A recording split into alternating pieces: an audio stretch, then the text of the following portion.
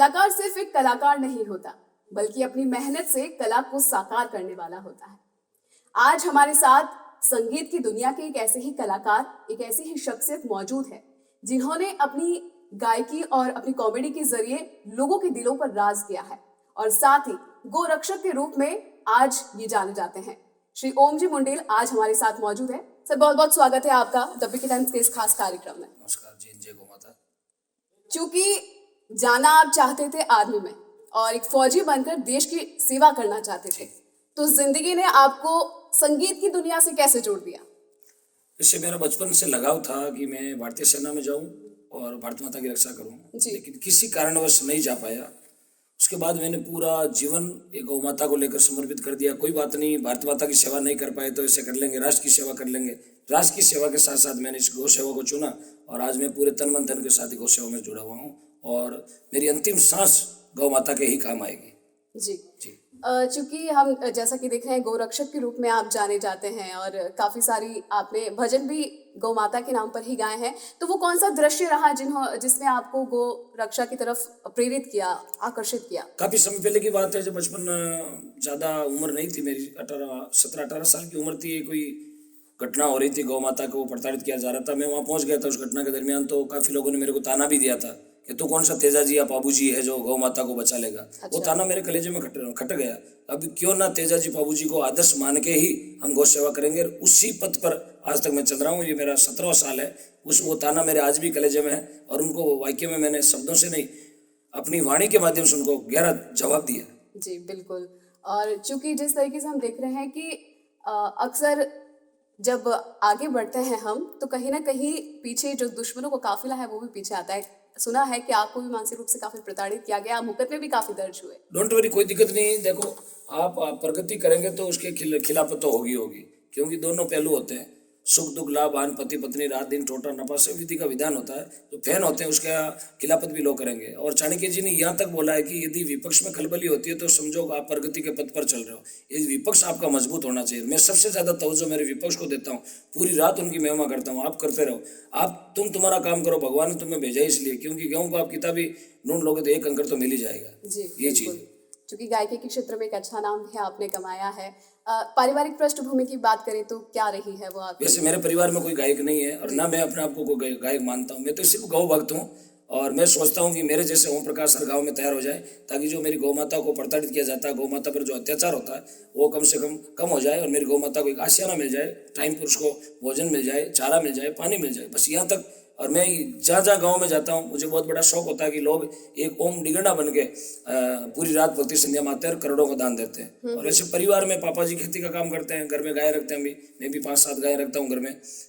बड़े वाले भाई खेती का काम करते हैं, छोटे वाले भाई की छोटी सी शूज की दुकान है जोधपुर में। अच्छा। और रही बात बचपन से मुझे लगाव है गौ माता। अगर गौ माता मैं देसी ही रखता हूँ, विदेशी गौ माता मेरे घर में नहीं, देसी गौ माता रखता हूँ। और 3 गौशालाएं मैंने गोद ले रखी है, जो उसका मैनेजमेंट मैं खुद संभालता हूँ। और 73 गौशालाओं का मैं आजीवन मेंबर हूँ। और अभी तक मैंने लगभग 2574 गौशालाओं में कार्यक्रम कर दिए। और यहाँ तक मेरा लक्ष्य है गौ माता को राष्ट्र माता घोषित करवा के एक बार गौ माता को उस सिंहासन पर बैठाना जो हमारे पूर्वजों ने, जो हमारे देवी देवताओं ने कहा, गौ विश्व से मात्र है। जी। चूंकि शहीदों के गौरवगान के लिए आपको डॉक्टर की उपाधि से भी नवाजा गया है। शहीदों का तो मुझे शौक था जी। कि मैं भारत माता की सेवा करूं, लेकिन शहीदों की प्रतिमाएं जिस गांव में लगी हुई थी, वहाँ पर मैंने जाके एक बार पुष्पांजलि अर्पित की थी। तो गांव वालों का काफ़ी मेला लगा था। तो मुझे एक भावना जागृत हुई कि गांव वालों को क्यों ना बताएं कि शहीद भी एक देवता होता है, अमर शहीद। क्योंकि शहीद कभी मरता नहीं, वो जीवन भर लाखों पीढ़ियों तक अमर रहता है। और शहीद एक गाँव का बेटा नहीं, पूरे देश का बेटा होता है, पूरी दुनिया का बेटा होता है। तो मैंने एक अमर शहीद सेवा समिति जोधपुर करके एक संस्था का गठन किया, 5 आदमियों की संस्था गठित की। आज लगभग 2000 से बाहर उसमें संस्था में मेरे सदस्य जुड़े हुए हैं, जिसका मैं राष्ट्रीय संरक्षक भी हूँ। अच्छा। और रही बात, ज़्यादा मैं पढ़ा लिखा नहीं हूँ, लेकिन गौ माता की सिम कृपा से जब तमिलनाडु में मैं प्रोग्राम कर रहा था गौ माता के नाम का, तो वहाँ अच्छे बहुत सीनियर सिटीजन लोग पधारे थे। उन्होंने मुझे मानद उपाधि दी थी डॉक्टरेट की, उससे मुझे नवाजा गया था। जी। तो चूंकि देश के हर इंसान के दिल में आप निवास करते हैं और लाखों लोग हैं आपके गाने को सुनना काफ़ी पसंद करते हैं, हर साल लगभग कितनी जागरण आप कर लेते हैं? मैं साल में 350 प्रोग्राम फिक्स करता हूँ जी। बस 15 दिन फ्री रहता हूँ, 350 प्रोग्राम करता हूँ और जहाँ भी जिस गांव का कलेक्शन आता है उसी गांव में सौंप के आ जाता हूँ। और मेरा पहले साल का टारगेट था 1 करोड़, फिर मैंने मंथली टारगेट बनाया 1 करोड़, फिर वीकली टारगेट बनाया 1 करोड़। अब मेरा 1 घंटे का टारगेट है 1 करोड़, 1 घंटे में 1 करोड़ गोदान इकट्ठे करवाना।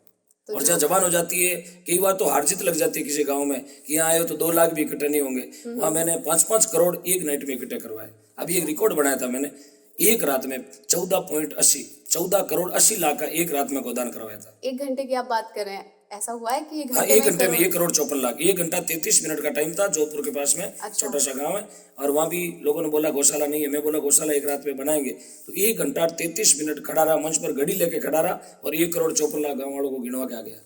तो सबसे ज्यादा अगर हम गोदान जहाँ सबसे ज्यादा मिला आपको, वो जगह कौन सी रही होगी? सबसे ज्यादा गोदान अभी हुआ था 2 महीने पहले, जो पाली जिला रायपुर तहसील जी और लीलामा गांव, जी एक रात में 14 करोड़ 80 लाख। जी। ये विश्व का हाईएस्ट रिकॉर्ड है।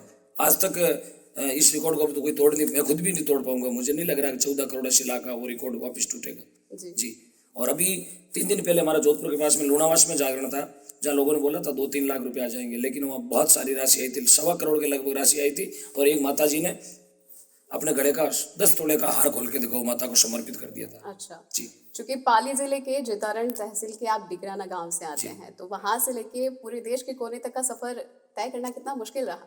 जी, मैं जहाँ मुझे बुलाते हैं मैं कभी थकान महसूस नहीं करता हूँ, जहाँ भी बुलाए मैं वहाँ पहुँचा हूँ। आज तक ऐसा नहीं कि जिस आंगन में मुझे बुलाया और मैं नहीं पहुँचा। 1 घंटे भी सेवा देनी, गौ माता का शहीदों का तो कहीं नाम आ जाए, ओम डिगना मरने मिटने को तैयार। क्यों? मेरे गुरु ने पहले ही बोला था कि मैं रहूँ ना रहूँ, मेरा देश रहना चाहिए और मैं बचूँ ना बचूँ, मेरी गौ माता बचनी चाहिए। यही नशा लेके मैं घूमता हूँ और मुझे बहुत एनर्जी होती है। जी, लगभग बताया जा रहा है कि 24 करोड़ की समथिंग आपने जो गौदान है वो इकट्ठा किया है और लक्ष्य आपका ये है कि 25 करोड़ जब तक एकत्रित नहीं कर लेते तब तक उसके बाद आप प्रधानमंत्री नरेंद्र मोदी जी के पास भी जाएंगे। मैंने एप्लीकेशन भेज दी मोदी जी सर को और एप्लीकेशन भेजी और उसमें 5 टॉपिक रखे हैं और भगवान गौ माता ने मेरी अर्जी सुनी और एप्लीकेशन दिल्ली पहुंच भी गई है। क्योंकि 7 नवंबर 2021 को जो हमारा दिल्ली का वो रामलीला मैदान का जो घेराव था वो कोरोना की वजह से कैंसिल हो गया था, तो हमारी एप्लीकेशन वहाँ गई थी, गाय को राष्ट्रमाता घोषित करें, गांव की गोचर की जमीन मुक्त हो जाए, गौ माता के लिए गौ रक्षा मंत्रालय हो जाए, गोबर और गौमूत्र को अलग से खरीदा जाए और गौ हत्यारों को फांसी की सजा दी जाए। 5 पॉइंट दिए थे और मुझे पक्का भरोसा मेरी भारत माता पर, मुझे पक्का भरोसा मेरी गौ माता पर, ये 2022 के अंदर अंदर ये काम सब हो जाएंगे और मेरी गौ माता राष्ट्र माता के पद पर सुशोभित हो जाएगी। क्योंकि आप तो अपनी तरफ से कोशिश कर रहे हैं, आपके लिए इतने सारे लोगों को गोरक्षा के रूप में जोड़ना कितना कठिन रहा होगा?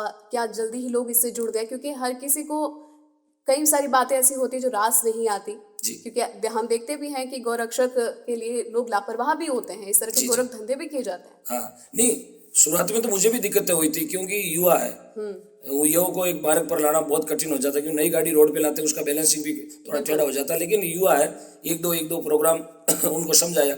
अब मुझे ये 2 सालों में ऐसा लग रहा है कि हर युवा चाहता है कि मैं गौ माता से जुड़ूं, हर युवा चाहता है कि मेरे घर में गौ माता है, हर युवा चाहता है कि मैं गौशाला से जुड़ूं। और मैं सबसे ज्यादा तवज्जो अभी युवाओं को दे रहा हूँ, क्योंकि बूढ़े बुजुर्ग है वो गौशाला का संचालन देखते हैं और ये नवयुवक है, ये जब मेरी जागरण में लगभग 15-20 हज़ार नवयुवक आते हैं तो मुझे पक्का भरोसा होगा 15-20 हज़ार में से एक रात में तो 15 जने ओम प्रकाश बन ही जाएंगे। और ये मुझे बहुत बड़ा अच्छा लगता है कि सबसे ज्यादा युवाओं को मैं मोटिवेट कर रहा हूँ। जी बिल्कुल। एक मेरी आपसे ये भी गुजारिश है, गौ माता के लिए एक छोटा सा भजन अगर आप गा ले तो। नहीं गाएंगे, कोई दिक्कत नहीं, मैं तो गौ माता के लिए जिंदा हूँ। अभी 2 महीने पहले जब एक्सीडेंट हुआ था, पता नहीं किसने बचाया मुझे, वो गौ माता के सिम कर पा रही होगी, आज आप सबके बीच में हूँ।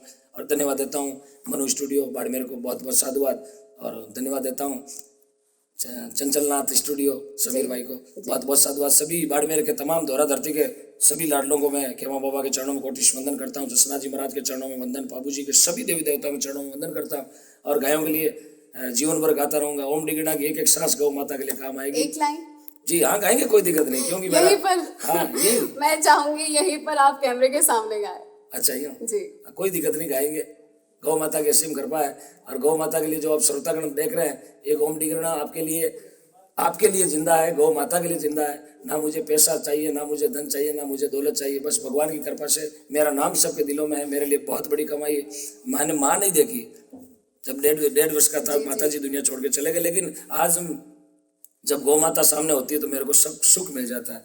गौ माता के लिए 2 लाइन गा रहा हूँ। अरे बेगा पधारो मारा किशन कन्हैया, गौ माता अरदास करे। अबे तो पधारो मारा नंद जी का लाला, गौ माता अरदास करे। अरे रूपा भैरी वेल सांवरा, वेगा वो पधार्या, पुजारी थाली में हरियो बाग भरे। अरे अबे तो पधारो मारा किशन कन्हैया, आ दोरारी धरती बाड़मेर अरदास करे। वाह, बहुत कमाल। चूंकि ज्ञान की बातें भी आप अपने भजनों के माध्यम से हमेशा लोगों को कहते रहते हैं। लोग मुझे ठीक है, कॉमेडियन बोलते हैं, मैं जी। कॉमेडियन नहीं हूँ। लोग मुझे बोलते हैं ओम जी डिगना कॉमेडियन है। मुझे एक नशा है हंसाने का, जी। और जो जिंदगी में कभी नहीं हंसा वो मेरी जागरण में बैठ के हंसता है, और मैं बोलता हूँ उसको खुला हंसो। बिल्कुल बिल्कुल, हमने भी देखी है। तो काफी ऐसे वक्त रहे हैं जब हमने देखा तो और हंसकर। हंसाना मेरे लिए बहुत बड़ा नशा होता है। वो ज्यों हंसते हैं ज्यों मेरे अंदर एनर्जी आती है। मैं दिन में 3 घंटे सोता हूँ, जी। 24 घंटे में मात्र 3 घंटे नींद लेता हूँ। ड्राइविंग खुद करता हूँ, और कितना ही लंबा सफर होता है मैं बाई रोड जाता हूँ। अच्छा, हाँ, बाकी साउथ इंडिया में तो कभी बार प्लेन से जाता हूँ, बाकी राजस्थान के हर कोने में मैं खुद गाड़ी चला के जाता हूँ। और ये मुझे पूरा पावर अमर शहीदों की कृपा से गौ माता देती है। जी। तो एक संदेश जो आप पीके टाइम्स के दर्शकों को देना चाहे, चाहे वो ज्ञान की बात हो या आपकी कोई कॉमेडी की बात हो। नहीं, कॉमेडी तो देखो यूट्यूब पर चलती है, लेकिन एक छोटी सी बात बोल रहे हैं। युवा साथी भी इस लाइव को देखेंगे, भारतीय सनातन संस्कृति के सभी भाई इस लाइन को सुनेंगे कि मेरे भारत के संस्कृति के सूरज की कभी शाम नहीं होने देंगे। मेरे भारत के संस्कृति के सूरज की कभी शाम नहीं होने देंगे। मेरे भारत के मंदिरों को, संतों को कभी गुमनाम नहीं होने देंगे। अपने प्राण भी तज देंगे, लेकिन अब मेरी गौ माता को कभी बदनाम नहीं होने देंगे। बिल्कुल जी, बहुत बहुत शुक्रिया हमारे साथ इस इंटरव्यू में खास धन्यवाद, बातचीत में शामिल बहुत होने खुशी के लिए। हुई। समीर भाई को धन्यवाद, पूरे स्टूडियो परिवार को तहे दिल से। You are progress in life in your business. I very very proud of you. I younger brother, you with you progress and your business. Thank you so Thank you much. so much. अंग्रेजी मुझे नहीं आती, लेकिन टूटी फूटी बोल लेता हूँ। लेकिन मुझे बहुत बड़ा गर्व होता है कि मेरे स्तंभ इधर मनु भाई, इधर समीर भाई दोनों खड़े हैं। जी। बस बहुत ये बहुत करण और अर्जुन मेरे साथ हैं, राम और लखन मेरे साथ हैं, तो भरत स्टेज पर जिंदाबाद है। धन्यवाद। जय हिंद, जय भारत, इंकलाब जिंदाबाद, वंदे गो मातरम, जय श्री राम, जय वाकल माता। तो अगली बार फिर होगी एक शख्सियत से मुलाकात। तब तक के लिए जुड़े रहिए द पीके टाइम्स के साथ। शुक्रिया।